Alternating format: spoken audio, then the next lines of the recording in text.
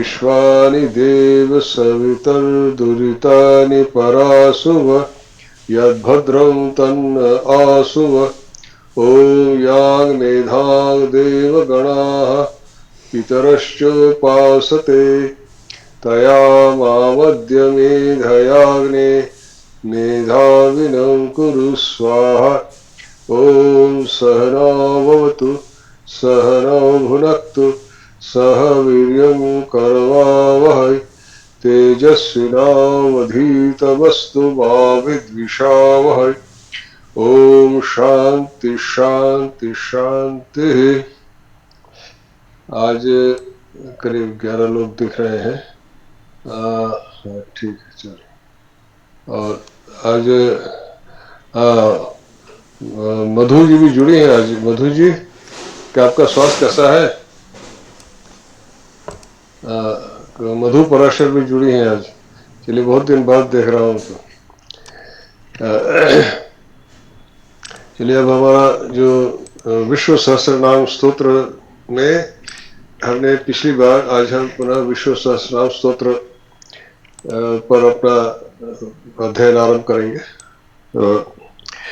पिछली बार हम लोगों ने 58वें श्लोक तक पढ़ा था। ऋतु सुदर्शन काल परमेष्टि परिग्रह उग्रह संवत्सर दक्षो विश्राम विश्व दक्षिण। अब 59 नंबर श्लोक पढ़ेंगे हम लोग। विस्तार स्थावर स्थान प्रमाण बीजम अव्ययम अर्थो महाकोशो महाभोगो महाधन। विस्तार स्थावर स्थान प्रमाण बीजम अव्ययम अर्थो महाकोशो महाभोगो महाधन। इसमें भी 9 नाम है। विस्तार, फिर स्थावर स्थान, ये एक नाम है। दोनों शब्दों को मिलाकर के स्थावर स्थान ये समास किया गया है। वो जब इस नाम पर आएंगे तब इस पर विस्तार से चर्चा करेंगे।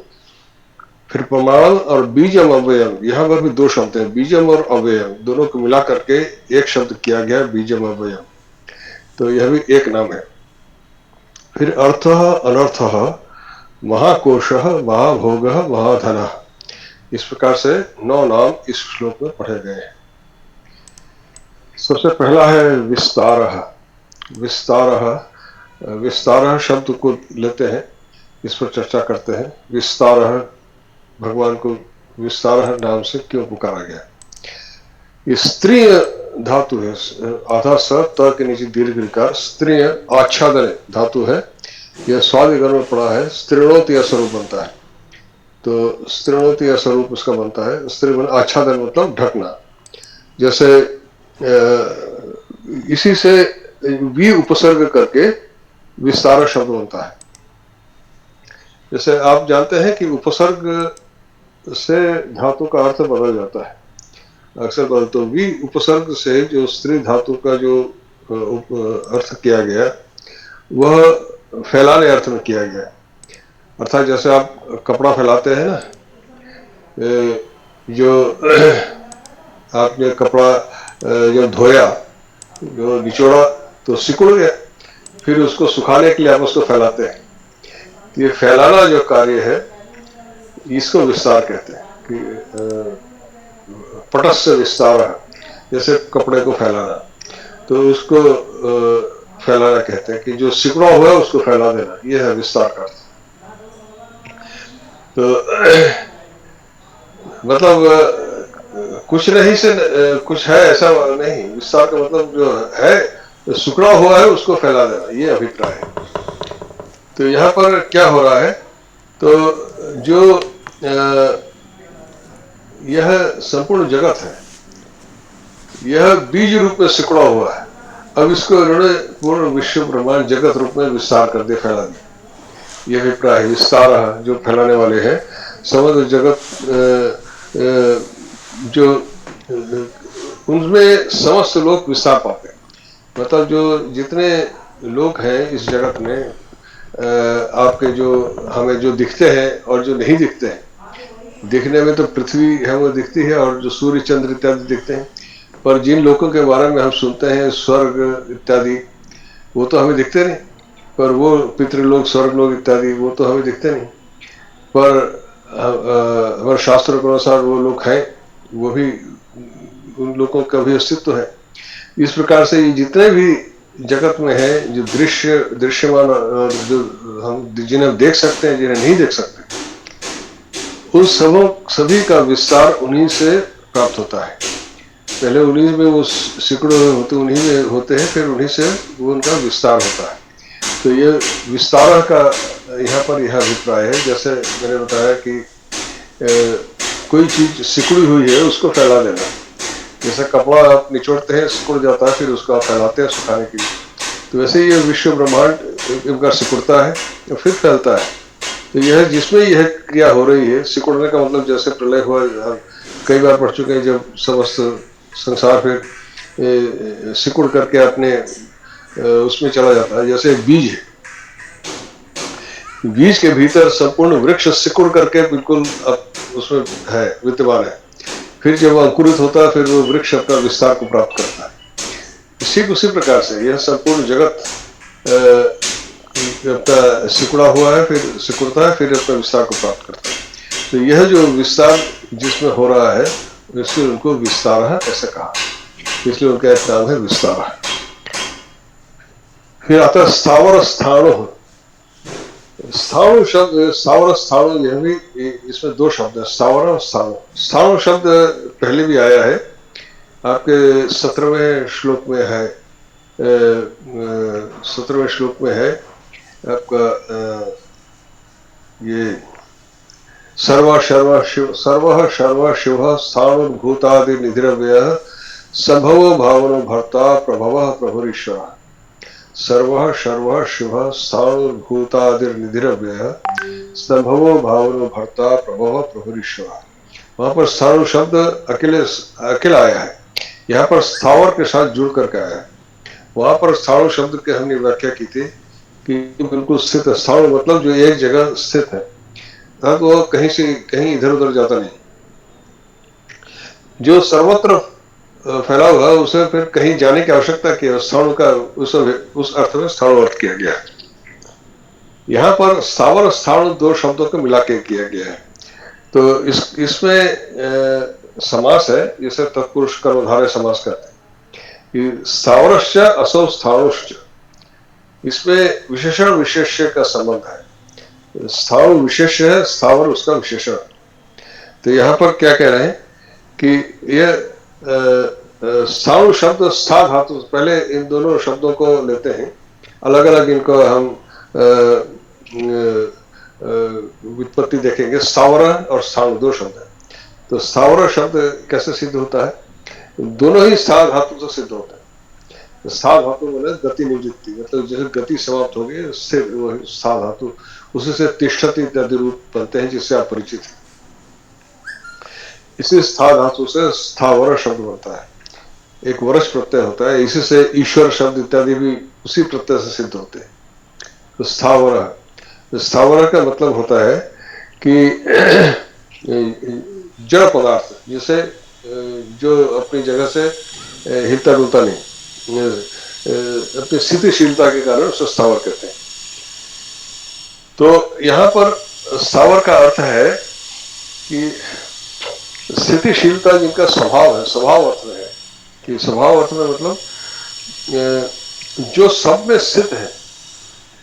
जो स्थितिशीलता का मतलब क्या है कि कोई भी वस्तु ऐसी नहीं जिसमें वो स्थित नहीं, स्थितिशीलता। और स्थितिशीलता का यहाँ अभिप्राय क्या है? जैसे यह जैसे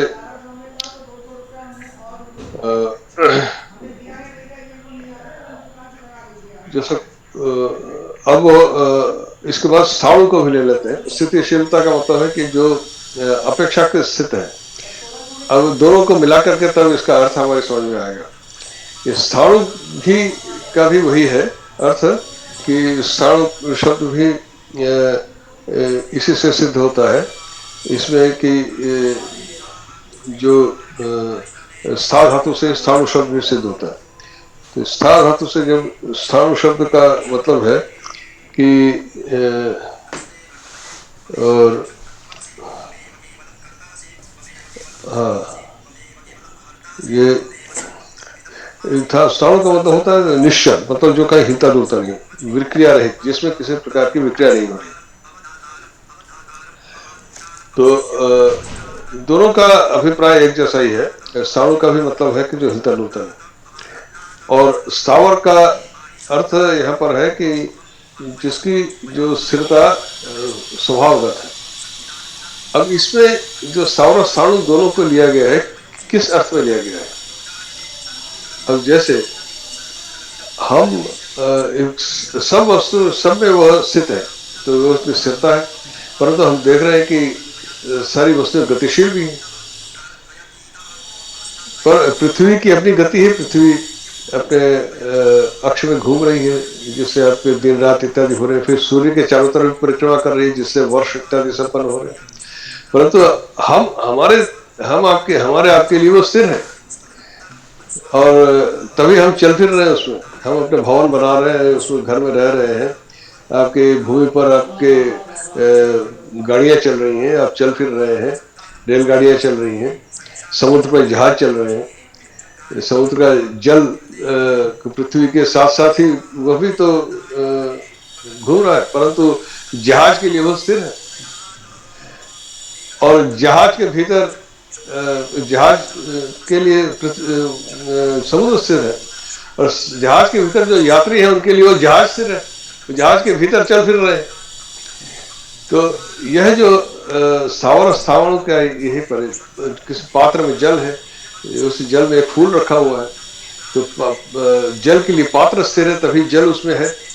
जल में जो जल उसमें जो फूल है, फूल के लिए जल स्थिर है, इसलिए फूल उसमें विद्यमान है। उस फूल के भीतर कोई चींटी है, तो चींटी के लिए वो फूल स्थिर है। तो चींटी के मुख में एक चावल का दाना है, तो वो चावल के दाने के लिए चींटी स्थिर है। तो यह जो अपेक्षिक स्थिरता है, वह यहाँ पे वही अभिप्राय है कि वह सब में विद्यमान है, स्थिर रूप से सब में विद्यमान है। वह पृथ्वी में भी है, जल में भी है, आकाश में भी है, समस्त जीव में भी है, और जो उसमें चल फिर रहे हैं उनके भीतर भी वो है, उसमें भी भीतर भी वो स्थित है। इससे स्थावर स्थाणु कहा गया कि वह जो भी जगत रूप इस ब्रह्मांड में जो भी हमें दिख रहा है, उस सब में वो स्थित है। वह उनका स्वभाव रूप से स्थित है, वह उनका स्वभाव है। स्थावर जो स्वभाव अर्थ में, शील अर्थ में, अर्थात वह उनका स्वभाव है, उसमें से वो कभी अलग नहीं हो सकते। और जो स्थाणु शब्द है वह इस अर्थ में है कि उनमें जो गति हो रही है वह भी अपेक्षित रूप में स्थिर है। वो एक दूसरे के दृष्टि में वो स्थिर है। जैसे अभी हमने एक उदाहरण से समझा कि पृथ्वी गतिशील है, परंतु हमारे लिए पृथ्वी स्थिर है। फिर जैसे समुद्र, जहाज के लिए समुद्र स्थिर है, समुद्र तो पृथ्वी के साथ साथ समुद्र भी गतिशील है, परंतु जो जहाज समुद्र में चल रहा है वह जहाज के लिए समुद्र स्थिर है। फिर जहाज में जो उसके यात्री जो उसमें चल फिर रहे हैं उनके लिए वो जहाज स्थिर है, और किसी यात्री के हाथ में कुछ सामग्री है, वो सामग्री की दृष्टि में वो यात्री स्थिर है। जैसे चींटी के मुंह में दाना है, चींटी तो चल रहा पर दाना के लिए वो चींटी स्थिर है। तो इस प्रकार से स्थावर स्थाणु का यह अभिप्राय है कि जो जगत में जो भी दिख रहे हैं उस सब में वो उसकी स्थितिशीलता है, वो स्थिर है। हमें लग रहा है सब कुछ चल फिर रहे हैं, सब कुछ गतिशील है, पर एक दूसरे के सापेक्ष सब स्थिर है।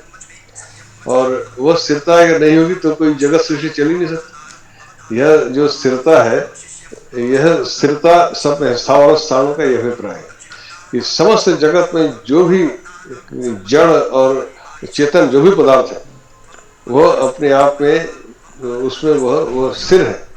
और वो स्थिर किस दृष्टि से है, इस प्रकार से है क्योंकि हम जो चलता फिरता देख रहे हैं वह वास्तव में स्थितिशीलता का ही एक प्रकरण है, दूसरा प्रकार है।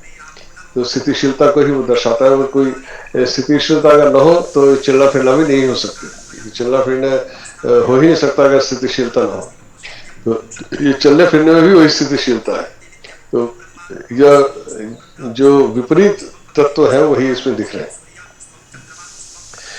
फिर कह रहे प्रमाण, विस्तार स्थावर स्थानो प्रमाणम। प्रमाण शब्द में भी धातु है, एक मांग धातु है। मांग धातु दो गणों में पढ़ा गया है। मांग माने, मान मतलब मापना। एक तो ज्योत्यादि में गण में पढ़ा गया मिमीते ऐसा रूप बनता है। दूसरा आपका दिवादी गण में पढ़ा गया मायते ऐसा रूप बनता है। तो माँ शब्द से ही निर्माण इत्यादि शब्द भी बनते हैं। आप किसी वस्तु का जब निर्माण करेंगे, जब तक उसको मापेंगे नहीं तब तक तो उसका निर्माण नहीं हो सकता। कितनी चौड़ाई होगी, कितनी लंबाई होगी, कितनी ऊंचाई होगी। भवन का जब निर्माण करते हैं सबसे पहले उसका नपाई होती है कि कमरा कितना बड़ा बनेगा, फिर दीवार कितनी ऊंची होगी, सब नपाई से ही सब काम होता है। तो यह मापना माँ धातु से मापने अर्थ में ही यह माँ धातु है। इससे से प्रमाण निर्माण इत्यादि शब्द होते हैं। तो प्रमाण का मतलब क्या है कि प्रमीयते अनेन सर्वम, इसके द्वारा सब कुछ मापा गया है। और क्या है जिसके द्वारा सबका माप किया जाता है। अब यह उसके द्वारा क्या मापा गया है। हम लोग तो कोई भी चीज बनाते हैं या कोई भी चीज देखते हैं। आप अपने घर में कोई चीज बनाते हैं, कोई भी चीज रखते हैं, एक डाइनिंग टेबल भी रखेंगे तो आप उसकी एक माप हो कि उसमें 6 लोग बैठेंगे तो इतना बड़ा होगा, 4 लोग बैठेंगे तो इतना बड़ा होगा, 10 लोगों को बैठना है तो इतना बड़ा होगा। इस हिसाब से आप उसके माप के हिसाब से तैयार करते हैं।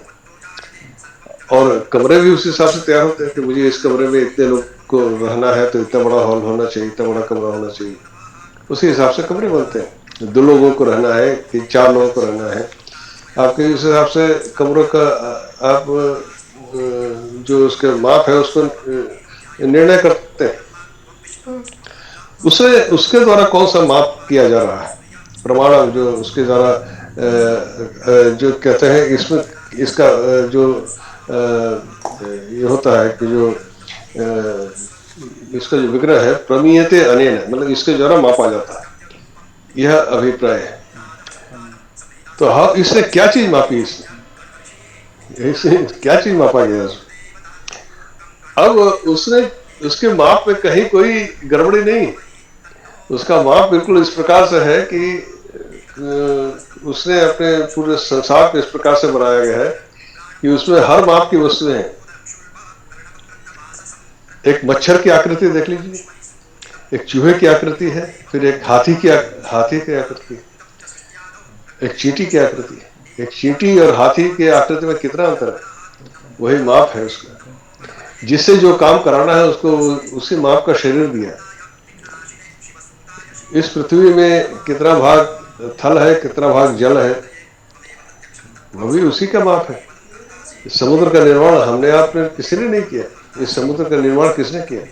पहाड़ पर्वतों का निर्माण किसने किया। पहाड़ों का भी एक माप है। कहीं बहुत ऊंचे पहाड़ है, कहीं छोटे छोटे पहाड़ है, कहीं टीले हैं,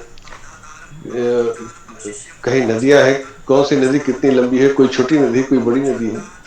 तो जो जड़ पदार्थ है और चेतन पदार्थ है सभी का कुछ न कुछ माप है, कुछ माप से ही बना है। और उस माप वो माप करने वाला कौन है, वही है जिसके द्वारा माप किया गया है। इसलिए प्रमाण।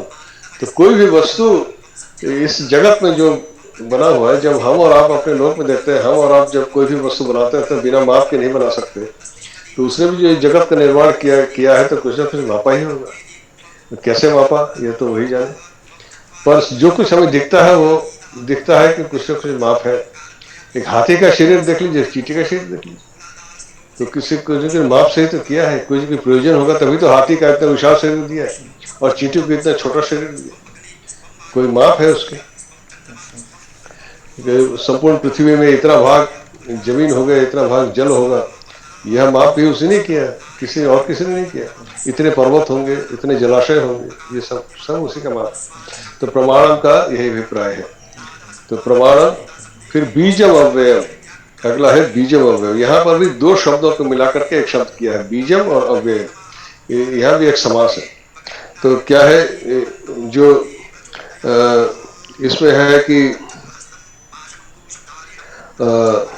इसमें जो समास है वह है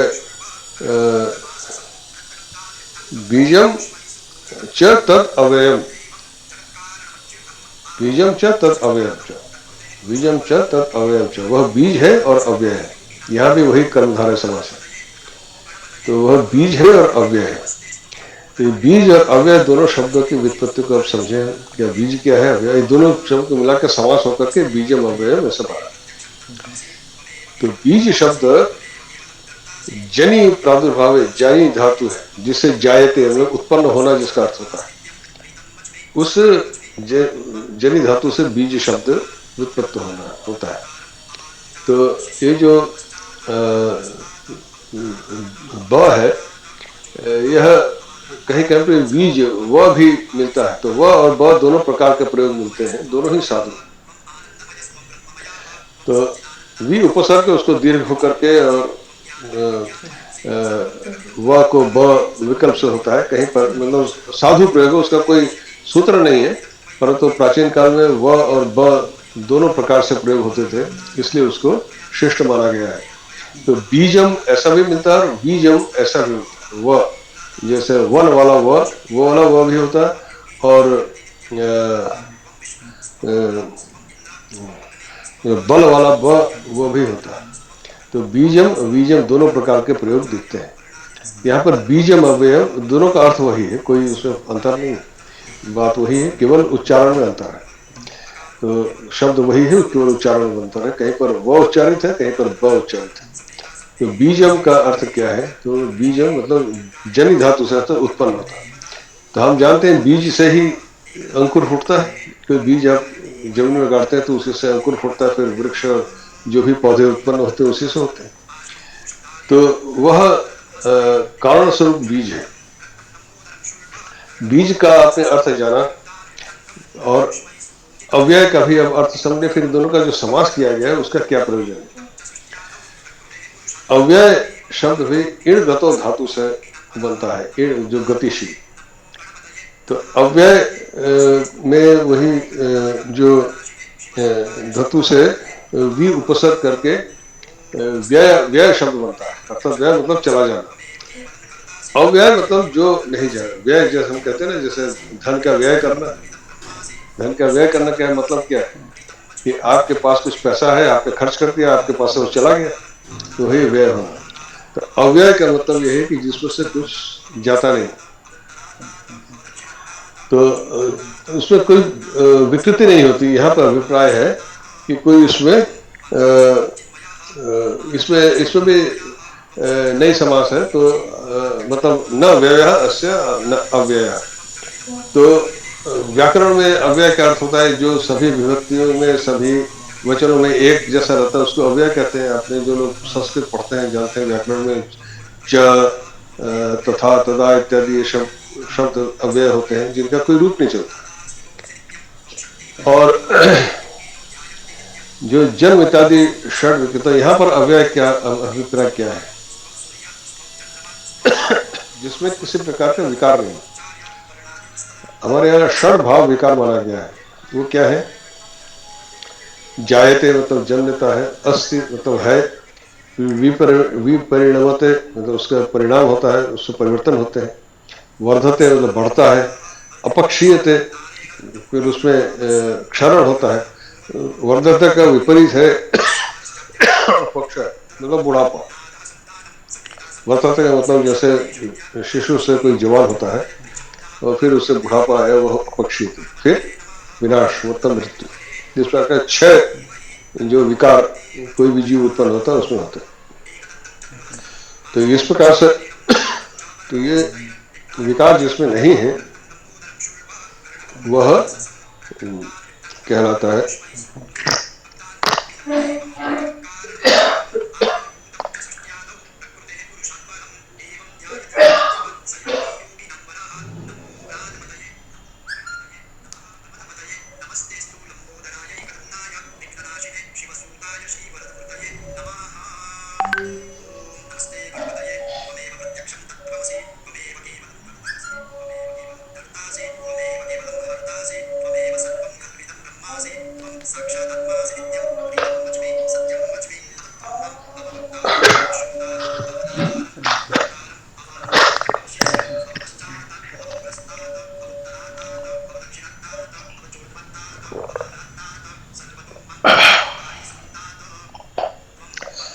अव्यय का अभिप्राय है कि जिसमें किसी प्रकार का विकार नहीं होता, वह अव्यय है। तो बीजम अव्यय का मतलब क्या है? बीज में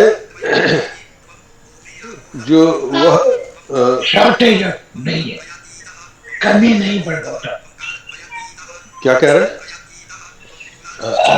अव्यय, plenty of that जन्य पदार्थ, seed is हाँ, there. सीड बीज मतलब सीड, जैसे अव्यय गेहूं से in large quantity, large quantity. It is नहीं, बीजम अव्यय का यहाँ पर मात्रा। हाँ, आप अपना माइक म्यूट कर लीजिए, सुनते जाइए।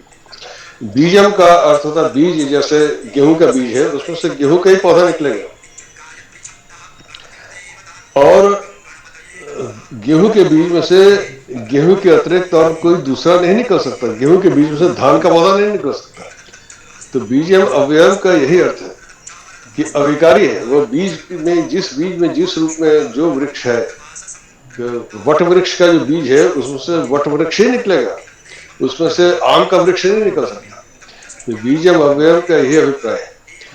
और जो अव्यय रूप से, अविकृत रूप से वह बीज में विद्यमान है, जिस वस्तु का बीज है वह वस्तु अविकृत रूप से उस बीज रूप में विद्यमान है। उस बीज में से कोई विकार नहीं हो सकता। उस बीज में जो चीज उस बीज के भीतर है वो अविकृत रूप से उसमें सदा सर्वदा विद्यमान है। उस बीज में से वही चीज निकलेगी जो उसमें है, कोई दूसरी चीज नहीं निकल सकती। इसी का अर्थ है बीजम अव्यय।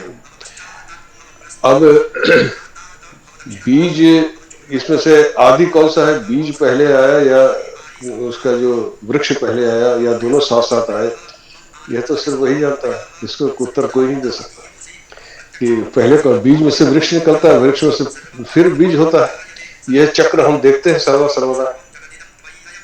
पर आदि कारण कौन है? आदि कारण कौन सा रहा होगा? तो दोनों ही साथ साथ थे, या कोई पहले आया कोई बाद में आया? यह केवल उसी को पता है, और किसी वैज्ञानिक, किसी साइंटिस्ट को यह नहीं पता, और न वो बता सकता है। तो यह जो हर एक बीज के भीतर जो उसका सूक्ष्म रूप से जो विद्यमान है वह अविकृत है, अविकारी है, उसमें कोई विकार नहीं होता, वह अव्यय है, उसमें कुछ क्षरण नहीं होता। बीज में से जिस चीज का बीज है उसमें से वही चीज निकलेगी, कोई दूसरा नहीं निकल सकता। और वह अगर जैसे पशु पक्षियों में बहुत सी प्रजातियां लुप्त होंगी, वैसे वृक्षों में भी बहुत सी प्रजातियां लुप्त हो चुकी हैं, पेड़ काट करके खत्म कर दिए, तो वो दोबारा नहीं उत्पन्न हो सकता। उसका बीज यदि उपलब्ध है तभी होगा, अन्यथा नहीं होगा। तो इसलिए जो बीज और उसका जो वृक्ष है वो दोनों साथ साथ ही इस जगत में प्राप्त हुए।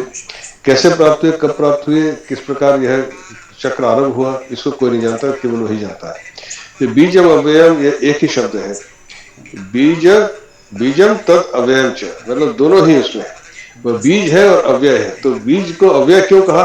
क्योंकि बीज के भीतर जो स्वरूप छिपा हुआ है वह अव्यय है, अविकारी है, वह कभी नष्ट नहीं होता, वह वही रूप में निकलेगा, वही निकलेगा। वह जो बीज के भीतर जो रूप छुपा हुआ है वह अविकारी है, वह सदैव सदैव वैसे ही रहेगा। जैसे मैंने कहा गेहूं के बीज में से धान नहीं निकल सकता, धान के बीज में से गेहूं नहीं निकल सकता, तो जो उसमें है वही निकलेगा, वह अव्यय है, उसमें कोई विकार परिवर्तन नहीं हो सकता। यही बीजम अव्यय का यही अर्थ है। फिर अर्थो अनर्थो, अर्थ अनर्थ दो शब्द है इसमें। अर्थो अनर्थो में दो शब्द है, अर्थ और अनर्थ। अर्थ शब्द को समझे। अर्थ शब्द भी एक धातु है ऋगतो, और दूसरा धातु है जो जुहत्यादि गण में पढ़ा गया है, और एक और धातु है ऋगति प्रापणय। गति और प्राप्ति दोनों ही इसका अर्थ है। इसी में अर्थ शब्द इससे बनता है, जिसके जो अभिप्राय है वो है वाच्य, जो कुछ कहा गया किसी चीज, जिसे हम अंग्रेजी में कहते हैं मीनिंग ऑफ द वर्ड, वाच्य। फिर धर्म को भी अर्थ करते हैं। फिर कोई कारण, किसी चीज को किमर्थम, मतलब कि क्यों, किस लिए किया गया, कारण। वस्तु, फिर प्रयोजन और निवृत्ति और विषय, ये सब इसके अर्थ होते हैं। तो अब यहाँ पर क्या अर्थ है, यहाँ पर यह है कि अब ये प्रापण प्राप्त किया जाता है, जो प्राप्त किया जाता है, ये मतलब जो जिसे जिसे प्राप्त करते हैं, जिसे उसको अर्थ कहते हैं, जिसे प्राप्त किया जाना चाहिए वह अर्थ। तो जो करना चाहिए, प्राप्त करना चाहिए, इस अर्थ में होता है। जैसे आपने गीता में भी है ना, धर्म संस्थापनार्थाय, संस्थापन अर्थाय मतलब के लिए, किसी चीज निमित्त, मतलब उसके निमित्त भी उसका एक कारण होता है, जिसे कारण जिसे कहते हैं कि धर्म संस्थान के लिए उसके कारण से, तो यह भी एक उपाय होता है, अर्थ होता है। तो यहाँ पर जो अर्थ शब्द का अभिप्राय है किसी चीज की प्राप्ति से, तो क्या प्राप्ति है, वह स्वयं आनंद स्वरूप है। हम प्राप्त क्या करना चाहते हैं? हर मनुष्य सुख की खोज में दौड़ रहा है, सुख प्राप्त करना चाहता है, उसके सारी जो गतिविधियां हैं सुख प्राप्ति के लिए होती है, और वह अनंत सुख का स्रोत है, मतलब सोर्स है, उसका जो सुख है, आनंद है, अनंत स्वरूप, वही प्राप्ति अंतिम लक्ष्य है मानव जीवन का। हम इस बहिर् जगत में छोटे छोटे सुखों के लिए पीछे दौड़ते रहते हैं, वह जो है परम सुख वही है, परमानंद वही है, तो प्राप्त करने योग्य वही है, तो अर्थ है वही। तो इसीलिए कहते हैं पुरुषार्थ, परम पुरुषार्थ, पुरुष अर्थ मतलब पुरुषार्थ, ये अर्थ शब्द से जुड़ा है, अर्थात जिसको प्राप्त करना चाहिए। तो मोक्ष ही परम पुरुषार्थ कहा जाता है, मोक्ष को ही प्राप्त करना चाहिए। तो अर्थ मतलब वही मोक्ष रूपी परम पुरुषार्थ वही है, वही प्राप्त करने के योग्य है, यह अर्थ से वही अभिप्राय है। तो जो चतुर्वर्ग कहते हैं उसमें परम पुरुषार्थ किसको कहा गया है? मोक्ष को कहा गया है। तो पुरुषार्थ का अभिप्राय क्या है? अपने अपने प्रयत्न के द्वारा, अपने कर्मों के द्वारा उस मोक्ष को प्राप्त करना ही जीवन का लक्ष्य है, वही पुरुषार्थ है। जो ही प्राप्त करने के योग्य क्या है? वह मोक्ष। तो यह अर्थ का वही अभिप्राय है, उस मोक्ष ही वही प्राप्त करने के योग्य है, क्योंकि उनको प्राप्त करने के बाद ही सब कुछ प्राप्त हो जाता है, इसलिए वही सर्वश्रेष्ठ प्राप्ति के प्राप्ति उन्हीं को करनी चाहिए, यह अभिप्राय है। फिर शब्द आता है अनर्थ। इसका तो बिल्कुल उल्टा हो गया अनर्थ। लोक में हम अनर्थ का मतलब होता है कि सब गड़बड़ हो जाने को अनर्थ कहते हैं। तो अर्थ का मतलब है कि जो होना चाहिए, और अनर्थ का मतलब है कि कहते हैं कि कुछ गड़बड़, अरे अनर्थ हो गया, ऐसा हम गाँव की भाषा में प्रयोग करते हैं, पर यह वह अभिप्राय नहीं। यह अर्थ जैसे री प्रापण धातु से अर्थ शब्द निष्पन्न होता है, ये यहाँ पर प्राप्ति अर्थ में, जैसे मैंने कहा पुरुषार्थ किसको प्राप्ति होनी है, उस अर्थ में यहाँ पर है। एक अर्थ धातु है, पूरा अर्थ शब्द धातु रूप में ही प्रयुक्त हुआ है। चुरादिगण में उसका अर्थ याते ऐसा रूप बनता है, उसका अर्थ होता है याचा, उसको मांगना, मांगने अर्थ में होता है, तो उससे भी अर्थ शब्द निष्पन्न होता है। तो यहाँ पर उस धातुगत अर्थ से यह अनर्थ शब्द बना है। क्या है? तो इसमें अर्थ का मतलब यह है कि जो मांगने अर्थ में न विद्यमान अर्थ यस्य स अनर्थ, जिसमें न विद्यमान, यह भी समास है, बहुब्रीहि समास है। न विद्यमान अर्थ यस्य स, तो याचा मतलब मांगना, किसी चीज की आवश्यकता होती है तभी तो कोई मांगता है, हम मांगते हैं, हमें जब किसी चीज की आवश्यकता होती है तभी तो मांगते हैं। वह किससे मांगेगा जब कोई दूसरा है ही नहीं जिससे कुछ मांगे, और वो तो आप तो काम में पूर्ण है, उसके पास ऐसे कुछ नहीं। हम मांगते कब है? जब कोई दूसरा होता है, दूसरे से तो मांगेंगे। जब कोई दूसरा है ही नहीं तो वो किससे मांगेंगे? तो न विद्यमान अर्थ ऐसा है, जिससे वो मांगने की जो स्थिति है उसमें है ही नहीं, क्योंकि कोई दूसरा है ही नहीं जिससे वो मांगे। और दूसरी बात, वो पूर्ण काम है, वो तो उसके पास सब कुछ है, तो उसे मांगने की आवश्यकता भी नहीं। ये दोनों ही अर्थ इसमें घटते हैं। तो अनर्थ का यहाँ पर यह अभिप्राय है कि अर्थात पूर्ण काम होने से वो अनर्थ है, उसमें कोई उनको किसी चीज की आवश्यकता नहीं है कि हम लोक में हम जब कुछ चीज की आवश्यकता होती है हम कुछ न कुछ मांगते हैं किसी से, पर उनको उसको किसी की मांगने की आवश्यकता नहीं। फिर आइए तो इसलिए वो अनर्थ है। तो अर्थ अनर्थ है, यहाँ दोनों शब्दों का अभिप्राय है। अर्थ का मतलब जो प्राप्ति के योग, अर्थात मोक्ष प्राप्ति की ही जीवन का लक्ष्य, वही प्राप्ति के योग्य है, वह अर्थ है। और अनर्थ का मतलब जिसको कुछ भी मांगने की आवश्यकता नहीं, क्योंकि वो अकेले ही एक ही है, किसी कोई दूसरा है ही नहीं जिससे कुछ मांगे, और उनके पास तो पहले से सब कुछ है, सब कुछ तो उसी का है, वो स्वयं ही बने हैं, तो फिर उसको किससे क्या मांगेंगे, इसलिए वो अनर्थ है। न विद्यमान अर्थ यस्य सह, यह इसका विग्रह है अनर्थ शब्द का।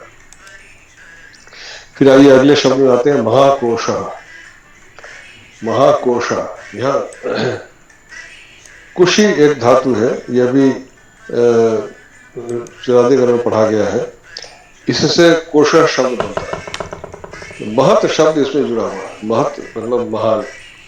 तो इसमें होता है कि जो महान कोशा यस्य सा महत कोश, तो कोश का दूसरा निधि जिसे कहते हैं, निधि का समापन, निधि मतलब खजाना, कोश का एक अर्थ होता है खजाना। तो खजाने का क्या मतलब है? निधि में, खजाने में हम क्या रखते हैं? धन दौलत जवाहरात इत्यादि सुरक्षित रखने के लिए उसको रखते हैं, तो उसको कोश कहा गया जिसमें सब कुछ रखा गया है। तो और इनको कहा गया महत कोश, महान कोश, मतलब महत कोश है, यश सह महत महाकोश। यह यहीं पर महत कोश अस्य इति महत कोश। तो मतलब क्या हुआ कि इनका कोश मतलब खजाना ऐसा है कि जो कभी समाप्त नहीं होता। महत का मतलब है कि वो पूर्ण है, उसमें से कुछ, और कोश उस प्रकार से भी है कि जैसे हमने कोश मतलब कहते हैं जिसमें कुछ चीज रखा हो। तो तत्तीय उपनिषद में आता है ना, अन्नमय कोश, प्राणमय कोश, मनोमय कोश, फिर आनंदमय कोश। तो यह जो कोश आनंदमय कोश मतलब वह पूर्ण रूप से आनंद स्वरूप है, वही उनमें है, और उसमें कुछ घटता बढ़ता नहीं, वो पूर्ण है, कुछ भी निकाल लो। उसमें ईशोपनिषद का जो शांति मंत्र है उसमें आपने देखा है, पूर्णमदः पूर्णमिदं पूर्णात् पूर्णमुदच्यते पूर्णस्य पूर्णमादाय पूर्णमेवावशिष्यते। पूर्ण से पूर्ण को निकाल लो तो पूर्ण ही बचा रहता है। तो यह ऐसा कोश है जिसमें से खजाने में से निकालो तो उसमें तो कुछ कम हो जाएगा ना, पर उनका कोश ऐसा है कि उसमें से कुछ भी निकालते रहो कभी कम नहीं होता, वो उतना ही रहता है। पूर्णमदः पूर्णमिदं पूर्णात् पूर्णमुदच्यते पूर्णस्य पूर्णमादाय पूर्णमेवावशिष्यते। उस खजाने में से पूरा का पूरा खजाना निकालो तो भी वो खजाना वैसा का वैसे ही, इसीलिए महाकोश, उसमें से कुछ भी घटता नहीं है। महाकोश मतलब नहीं, लोक में हमारा जो हमारी तिजोरी होती है, लोग बाग जो बिजनेस करते हैं तिजोरी बनाते हैं, बैंक में तिजोरी होती है, उसमें पैसे रखे रहते हैं, चोरों की निगाह उसमें रहती है, जाकर के उसमें निकालिए, उसमें से कुछ भी निकाला जाएगा तो उसमें से घटेगा। पर इसका कोश ऐसा है उसमें से कभी कुछ घटता नहीं, उसमें पूरा का पूरा कोश निकाल लो तो भी वो पूरा ही रहता है। यह महत कोश का यह अभिप्राय। फिर आइए अगला महाभोग। यह भुज धातु से भोग शब्द सिद्ध होता है। भुज पालन पालन पालन अभ्यवहार है, पालन और अभ्यवहार है। पालन का मतलब होता है पालन करना, रक्षा करना, और अभ्यवहार का मतलब होता है खाना, भोजन करना। दो अर्थों में होता है। तो पालन अर्थ में उसमें परस्पर प्रयुक्त होता है भुनक्ति।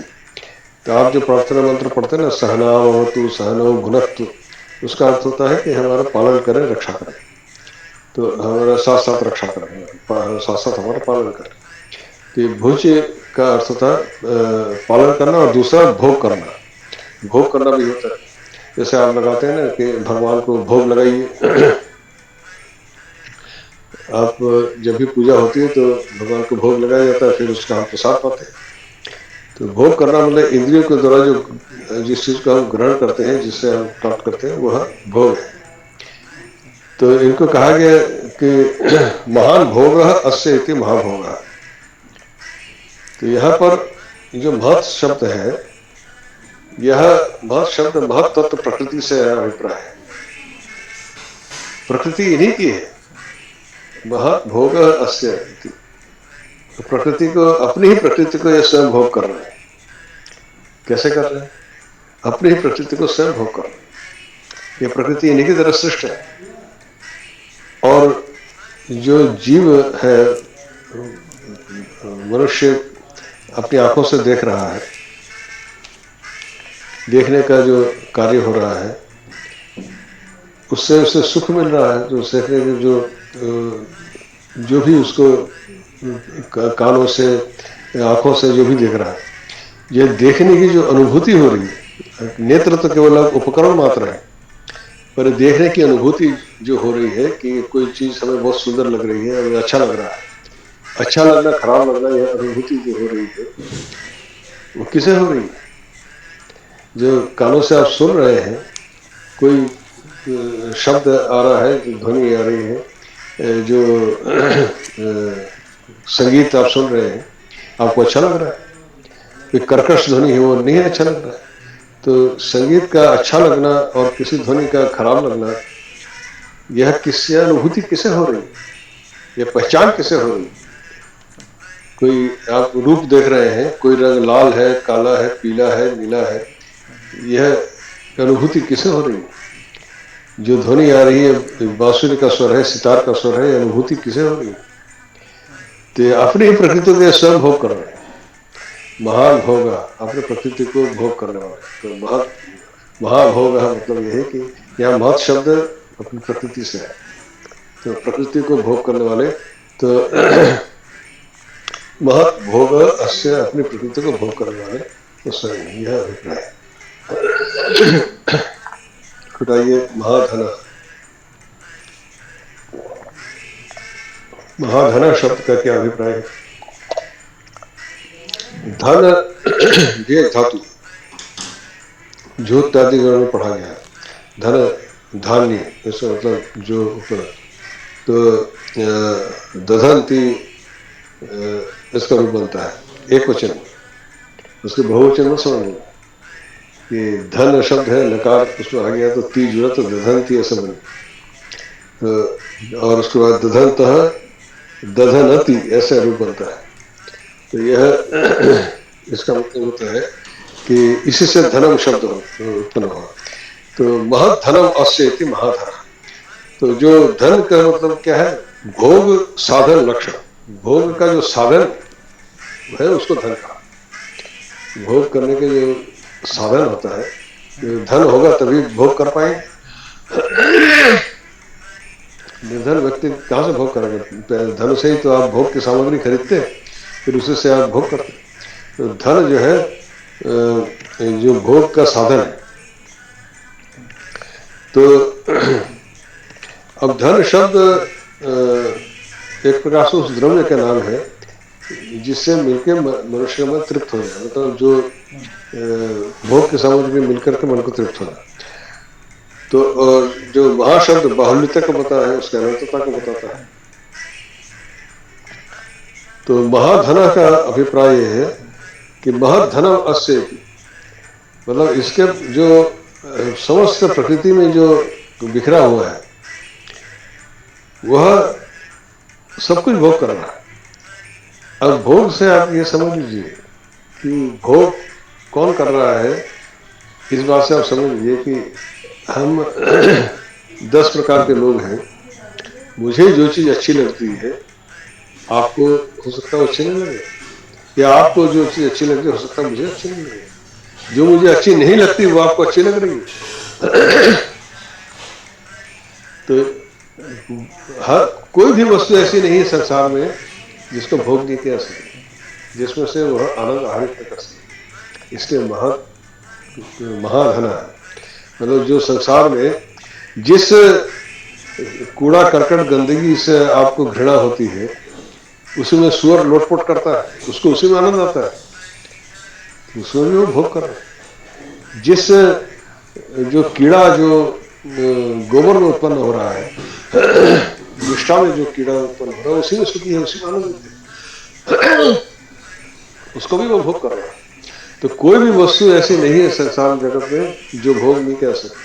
वो विभिन्न रूपों में उसको अपने ही बनाई हुई प्रकृति को भोग कर रहा है। तो महाधन भोग उसका साधन है। इस साधन के द्वारा एक विभिन्न साधनों के द्वारा भोग कर रहा है। वो साधन क्या है?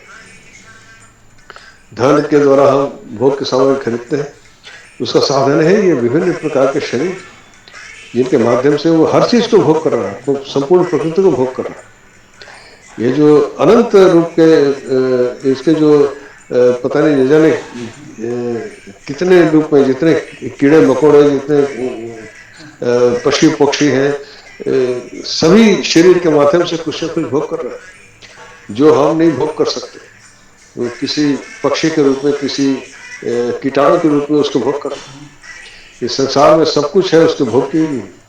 और यह जो महाभोग है, समुद्र प्रकृति को वो स्वयं भोग कर रहा है। जो महाधन है कि उस भोग करने का जो यह साधन है वह भी वही है। भोग करने का साधन भी वही है, भोग भी वही, प्रकृति भी उसी को उसको भोग कर रहा है, और उस भोग करने का साधन भी वो स्वयं बना हुआ है, और स्वयं साधन बन करके उसको समझ नहीं रखा। तो विचित्र, तो इस प्रकार से नाम के माध्यम से ये जो चीजें आ रही हैं कि हमने इसको एक बार और देख लें। विस्तार स्थावर स्थानो प्रमाण बीज अव्ययम अर्थो महाकोशो महाभोगो महाधना, 9 नाम इसमें है। तो विस्तार का मतलब यही है कि जैसे कोई सिकुड़ी हुई चीज को हम फैलाते हैं, वो विस्तार है। जो बीज रूप में जगत सिकुड़ता है, फिर जगत रूप में फैलता है, ये विस्तार है। तो यह विस्तार जो जिसमें सब कुछ, जिनमें सब ये विस्तार होता है। अब यहाँ पर विस्तार सबसे यह भी समझ लीजिए कि हम जब किसी कपड़े को फैलाते हैं तो हमें स्थान चाहिए जहां पर फैलाते हैं, किसी तार पर लटकाते हैं, कुछ करते हैं। ये कहाँ फैलते हैं? इसका फैलने का क्या अभिप्राय है? यह समस्त सब कुछ तो वही है, यह आकाश तत्व तो सब कुछ तो वही है। तो जिसमें यह सब कुछ फैल रहा है वो विस्तार, जिसमें यह जगत फैल रहा है, तो जगत को जो यह संपूर्ण जगत जिसमें फैल रहा है वह विस्तार, यह विस्तार का यह जिस किसमें यह जगत फैल रहा है, तो यह विस्तार है। फिर स्थावर स्थानों का भी मैंने बताया आपको कि जो भी स्थावर का मतलब होता है स्थिर। स्था धातु से दोनों शब्द सिद्ध होते हैं, तो प्रत्येक वस्तु स्थावर स्थान में दोनों शब्द मिलकर के एक साथ हुआ। तो जो अपेक्षित तत्व है, मतलब हमारी दृष्टि में कोई चीज स्थिर है, वह स्थिर होना उसका स्वभाव है, स्थिरता उसका स्वभाव है। यह स्थावर शब्द उसके स्वभाव से संबंधित, उसके शील है। और स्थाणु जो उसका स्थावरश्च असो स्थाणुश्च, यह दोनों विशेषण, विशेष स्थाणु विशेष, स्थावर उसका विशेषण। तो क्या है कि जो जैसे पृथ्वी स्थिर है तो उसके ऊपर हम लोग चल फिर रहे, जब समुद्र स्थिर है तो उसके ऊपर जहाज चल रहा है। जहाज में मनुष्य है जो नाविक है जो ऊपर चल फिर रहे हैं, तो उनके लिए जहाज स्थिर है। और कोई वेटर भोजन लेके जा रहा है, उसके साथ तो थाली है, ट्रे है, तो ट्रे के लिए वो वेटर स्थिर है। तो यह स्थिरता, यही स्थान का ही भाव है।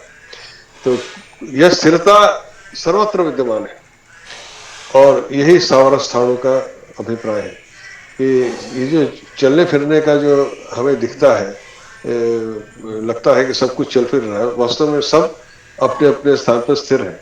तो स्थिरता ही उसका भाव है, इसमें स्थावर स्थानों का ही भाव है, वह सर्वत्र स्थिर रूप में विद्यमान है। फिर वही प्रमाणम बीजम अव्यय, सभी शब्दों का हमने देखा। प्रमाणम मतलब जो माप, तो जितने जीव है, प्रकृति है, उसको मापा है। हम लोग में हम कुछ कार्य करते हैं, कुछ मापते हैं। तो यह जो जीव बने हैं, चींटी है, कोई हाथी है, तो इतने ये किसने माप, शरीर का माप किसने बनाया? तो वही प्रमाणम, उसी ने यह सारे माप उससे तैयार किए। कि इस पृथ्वी में समुद्र इतना होगा, नदियां इतनी होंगी, इतने पहाड़ होंगे, ये सब माप किसने बनाए? तो प्रमाणम इसलिए वही प्रमाण इसको कहा गया। प्रमाण मतलब मापना, ये प्रमाण इस अर्थ में किया गया है। फिर बीजम अव्ययम का भी हमने देखा कि प्रमाण का यही मतलब जिसके द्वारा सबका माप किया जाता है, तो उनके द्वारा सबका माप किया गया इसलिए वो प्रमाण है। और बीजम अव्ययम, बीज में जो वस्तु निहित है वो कभी विकृत नहीं होती, वो परिवर्तन नहीं होता। गेहूं के बीज में से गेहूं ही निकलेगा, धान नहीं निकल सकता। यही बीजम अव्ययम का यह अभिप्राय। यहाँ भी समास है दो शब्दों का, बीजम और अव्ययम।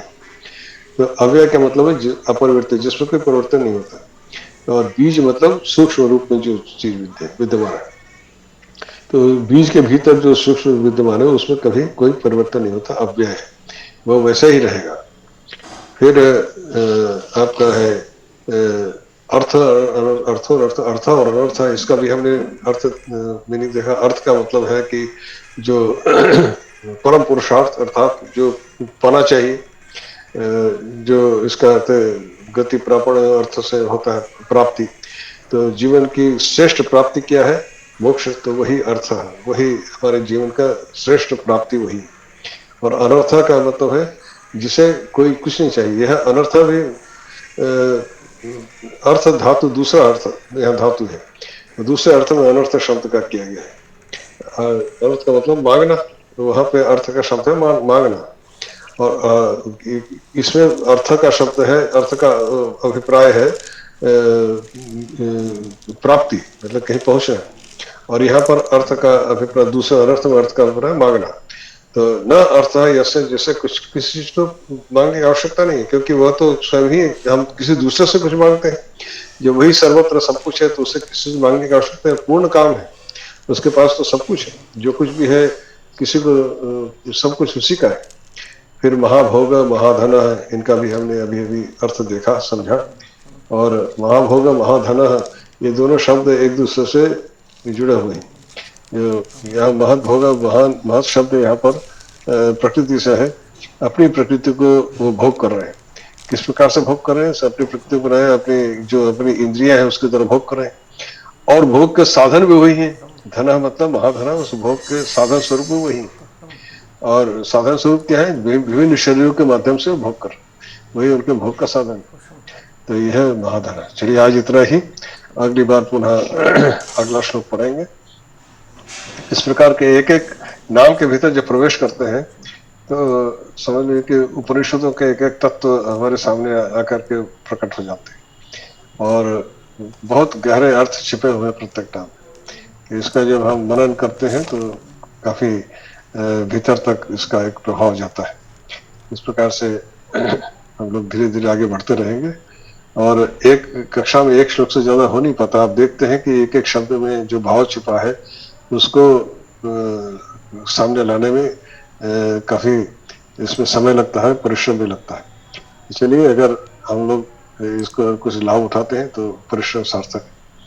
चलिए आज इतना ही, पुनः रविवार को गीता के कक्षा में मिलेंगे। तब तक के लिए आज हाँ, माधुरी शांति पाठ कीजिए। माधुरी है कक्षा में? आज माधुरी नहीं है क्या? माधुरी है तो माधुरी,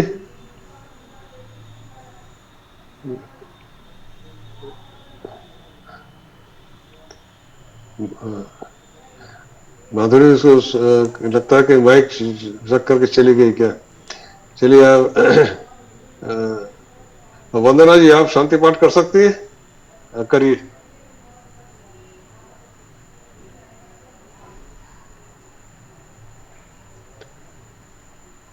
वंदना जी शांति पाठ कीजिए, अपना माइक ऑन कीजिए। आचार्य माधुरी अस्ति। माधुरी अस्ति? she has come back just now. हाँ माधुरी,